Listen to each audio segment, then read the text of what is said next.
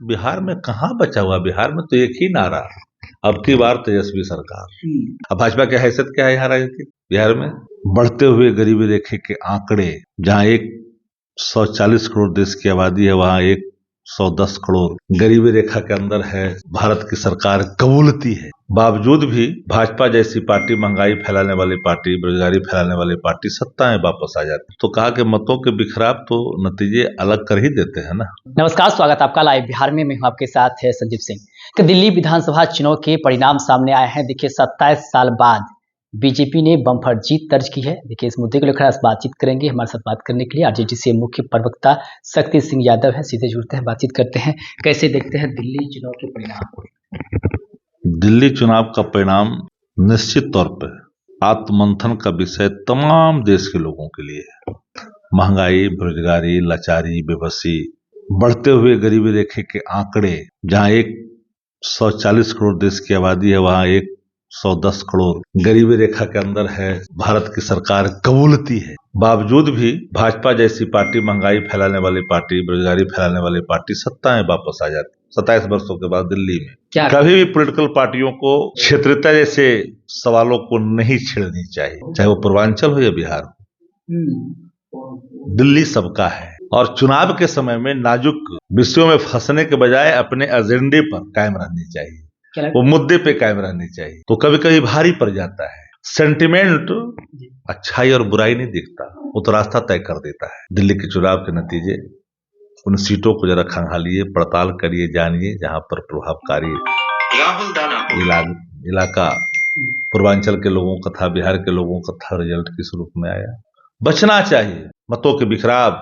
चुनाव के नतीजे का परिणाम भी हो जाता है और उसका प्रतीक भी दिखता भी है। और मैं तो पूरे डंके की चुटकी एक बात कह देता हूँ, दिल्ली के चुनाव के नतीजे एक ऐसा नतीजा जो सबको एक बार विचार करनी चाहिए। जहां पर देश में चुनाव आयोग जैसे संस्थाएं बेपर्द हो गई, नंगा नृत्य हुआ मशीनरियों का, और इस इतने बड़े जन सैलाब में फिर भी अपने अस्तित्व को बचाए रखा आम आदमी पार्टी ने, वो अभी एक बड़ा सवाल है। इससे क्या लग रहा है कि अरविंद केजरीवाल ने जिस प्रकार से पूर्वांचल के लोगों के लिए जो इसकी बात कही थी, वो भारी पड़ गया, महंगा पड़ गया। उन विषयों पर नहीं जाना चाहता।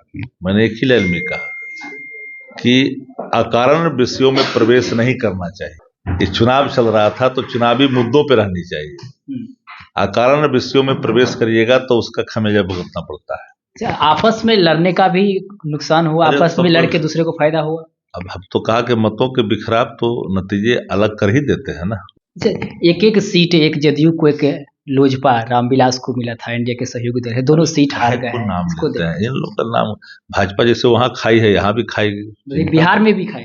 तो बिहार में कहाँ बचा हुआ? बिहार में तो एक ही नारा, अब की बार तेजस्वी सरकार। दिल्ली का असर कितना? नया बिहार, तेजस्वी सरकार, ठोस बहुमत अब की बार। दिल्ली चुनाव के असर बिहार में दिखेंगे?